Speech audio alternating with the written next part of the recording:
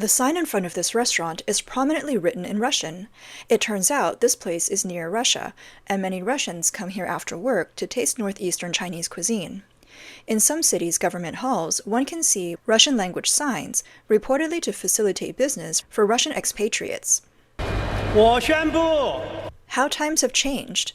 During the 2008 Beijing Summer Olympics, the Chinese Communist Party, CCP, made great efforts to improve English signage as it was pro-Western at the time.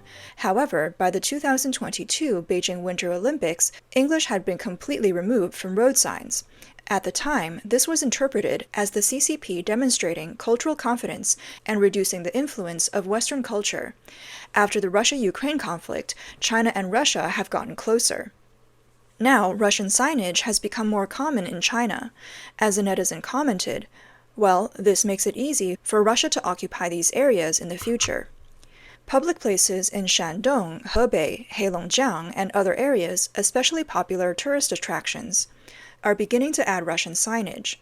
Russian language road signs in Beidaihe have become a hot topic on the internet. The region also has Russian schools, attracting many Russian tourists every year. In Sanya, southern China, Russian signage is particularly detailed on main roads, toilets, and attractions. Many Chinese are questioning the CCP's pro-Russian stance. In early February, Beijing held a Russian Winter Festival, which was seen as an attempt to please Putin. Netizens sarcastically commented that China is serving Russian interests. One netizen joked, "When will the referendum to join Russia be launched? I can't wait." Some humorously pointed out that the Xi government advocates not celebrating foreign festivals, right? Since Russia was one of the 8-nation alliance, Russians should also be considered foreigners. Celebrating the winter festivals seems contradictory, doesn't it?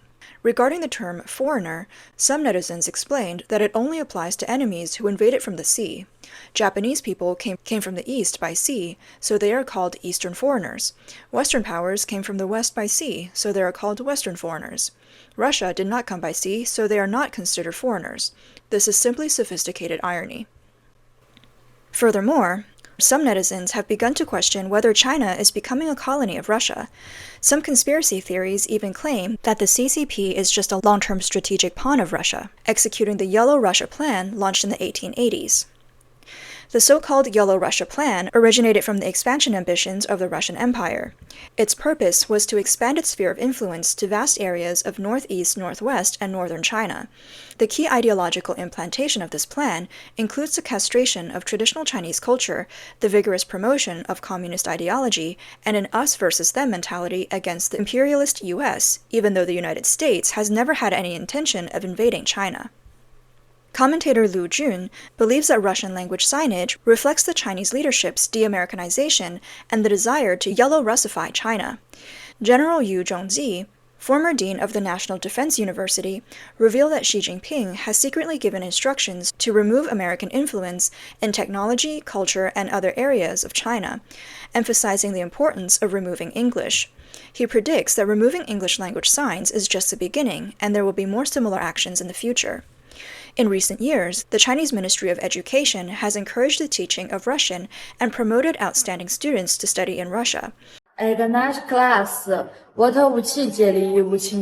Experimental Russian classes have been opened in Shandong, Henan, and other places. These measures are aimed at weakening the influence of English in China, enhancing the status of Russian, and ultimately achieving the political goals of de-Americanization and yellow Russification. However, this move has sparked strong reactions among the public. Many parents express concern about their children being forced to learn Russian, believing that it will not only affect their academic performance, but also fail to help their future development. In a school in Zhengzhou, the sudden change of plans of some classes to Russian teaching has led to confusion among parents, with many demanding that their children be transferred to other classes. One parent helplessly said, "Everyone says learning a foreign language is for the child's better future, but learning Russian really makes people wonder what they can do in the future." One netizen said that after his niece entered a Russian class, he could no longer give her advice on her studies. Firstly, he does not understand Russian, and secondly, he can imagine her future without learning English. He didn't want to say anything to irritate the girl's parents, but he thought it would be difficult for her to find work because no factory equipment in China was labeled in Russian. Another netizen sarcastically said, "Not allowing students to learn English means they won't even have the opportunity to steal technology in the future." Although China is adopting Russian, the influence of Russian is gradually declining within the former Soviet sphere of influence. Eastern European countries generally prioritize the promotion of English education, and former Soviet republics are gradually phasing out Russian education, restoring and promoting the official status of their own languages. In Central Asia, over the past century, there have also been several reforms in writing systems, from Arabic to Cyrillic, and then to Latin, also to break away from Russian influence and move closer to Europe and the United States. Mongolia has used the Cyrillic alphabet for Russian since the 1930s, but today's young Mongolians prefer to use the Latin alphabet on social media.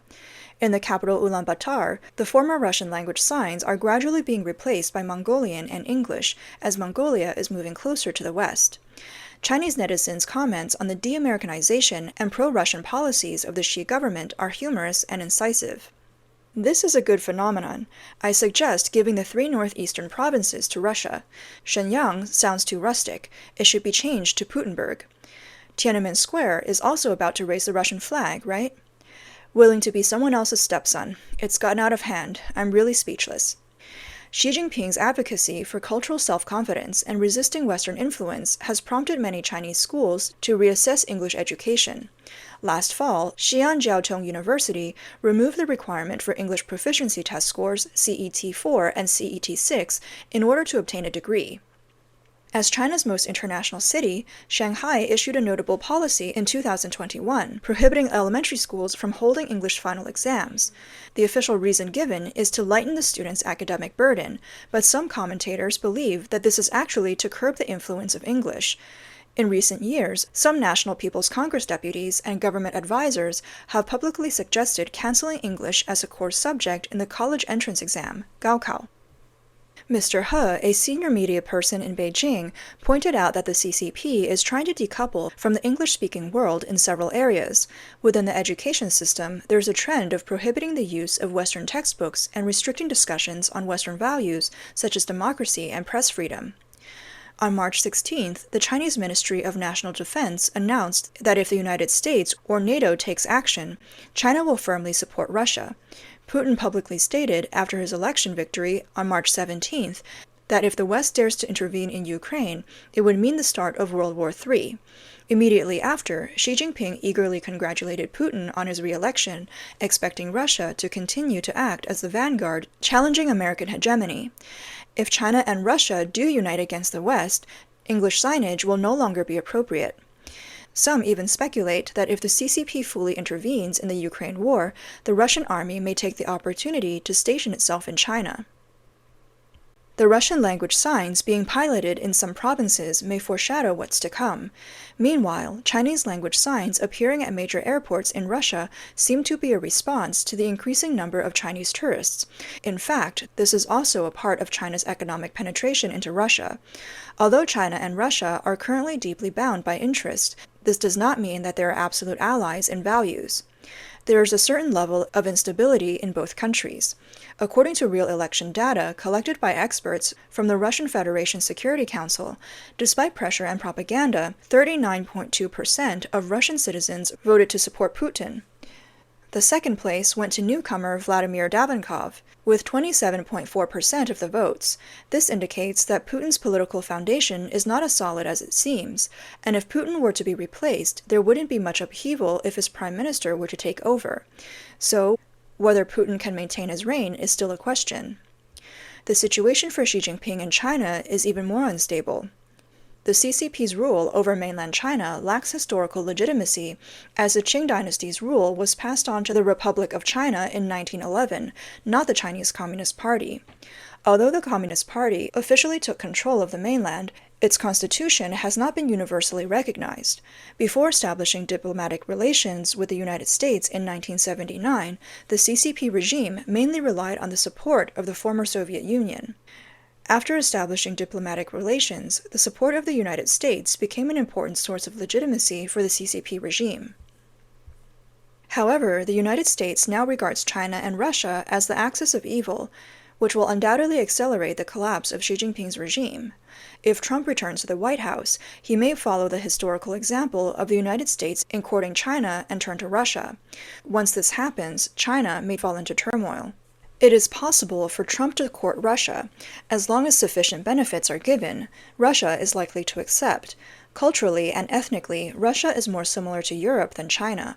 Despite Chinese products dominating the Russian market, Russians still believe that products from the United States, Japan, and Europe are of better quality. Moreover, China's attitude towards Russia is not friendly enough. In an interview with Fox News, former Russian Foreign Minister Andrei Kozyrev described Chinese leaders as ruthless businessmen. He pointed out that Putin's visit to China was because Russia lacks competitiveness in other markets and can only sell raw materials to China. However, China will never consider Russia as an equal partner, let alone an ally, because China wants to monopolize everything. Let's look at the import of natural gas from Russia. The Siberian Power Gas Pipeline starts in East Siberia and enters China through Heihe City, Heilongjiang Province. From there, it extends southward all the way to Shanghai. Now, this pipeline is fully operational. China has always demanded that Russia use this pipeline to deliver as much natural gas as possible within the technically feasible range. Russia is currently in financial straits and urgently needs to sell natural gas.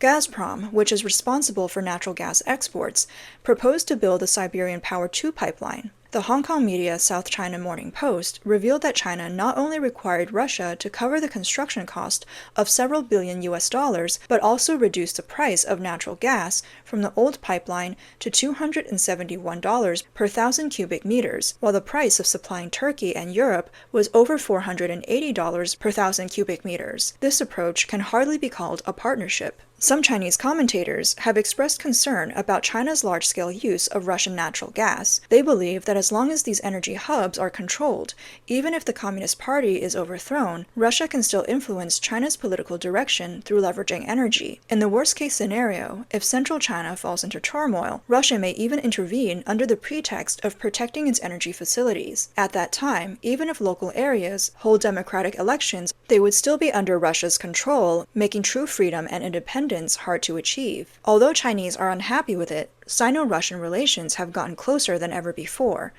Putin and Xi Jinping held talks on the day of the opening of the 2022 Beijing Winter Olympics. According to later revealed inside information, Putin said he could take over Ukraine within 3 days, while Xi Jinping promised that China would support Russia economically. However, Putin's 3-day blitzkrieg did not achieve the expected results, and Russia instead faced severe international sanctions and isolation. In this situation, Russia had to seek economic support from China. A couple years have passed, and with support from China, Russia's economy has held up for a while, but now it is becoming increasingly tight. Russia has failed several times to issue national bonds domestically, and now plans to come to China to issue bonds in renminbi. However, in return, China may require Putin to allow China to develop Russia's Far East region. In fact, Russia would rather work with Japan in the development of the Far East region than to cooperate with China. This is because, in the eyes of Russians, the Chinese are far less capable than the Japanese. In addition, Russia is preparing tactical nuclear weapons in case of a rupture in bilateral relations. This indicates that once Russia no longer needs China, it is likely to abandon its ally without hesitation. This highlights the fundamental contradictions in the relationship between China and Russia. In history, Sino-Soviet relations were once praised as purer than gold, but eventually turned confrontational. Therefore, if Trump returns to power and provides Russia with significant incentives, the Sino-Russian relationship may be shaken. The Russian signs on Chinese streets may just be a passing phase.